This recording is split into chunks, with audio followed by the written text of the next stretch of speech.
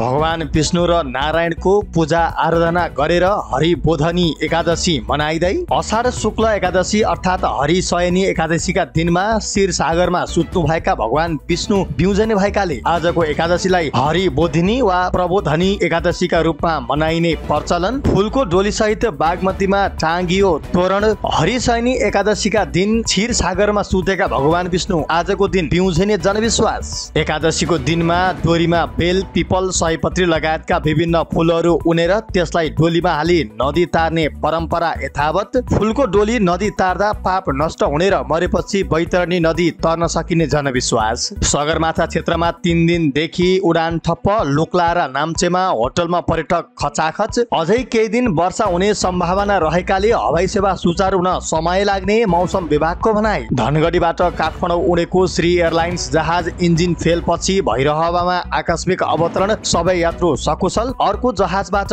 यात्रु काठमाडौँ पठाइयो। मनाङको तिलिचो बेस क्याम्पमा फसेका 11 जना आन्तरिक पर्यटकको सफल उद्धार। उद्धार गरिएका पर्यटकहरूमा 1 जना खुट्टामा चोट लागेका व्यक्ति, 1 जना 9 वर्षीय बालक, 1 जना महिला बिरामी र अन्य सामान्य अवस्थाका व्यक्ति रहेका सशस्त्र प्रहरी सहप्रवक्ता शैलेन्द्र थापाको जानकारी। मोगलिन नारायणगढ सडक खण्डमा ढुङ्गा खस्ने क्रम अझै रोकिएन। यात्रामा सावधानी अपनाउन आग्रह। मन्था चक्रवात कमजोर। पश्चिमी वायु र न्यून चापीय प्रणालीको प्रभाव कायमै। कोशी, बागमती र गण्डकी प्रदेशका केही स्थानहरूमा हल्कादेखि मध्यम वर्षा जारी। मन्था चक्रवातको प्रभाव नेपालबाट बिस्तारै हट्यो। भोलिदेखि घाम लाग्ने मौसम पूर्वानुमान महाशाखाको जानकारी। नेकपा एमालेका अध्यक्ष केपी शर्मा ओली र पूर्व गृहमन्त्री रमेश लेखकलाई पक्राउ नगरेको भन्दै प्रदर्शनको तयारी। प्रधानमन्त्री सुशीला कार्कीको राजीनामा माग। जेनजी आन्दोलनका माग पूरा नभएको र सरकार पुरानै व्यवस्थाको संरक्षक भएको पहिला देश अभियानको आरोप। कांग्रेस पदाधिकारी बैठक बिना निष्कर्ष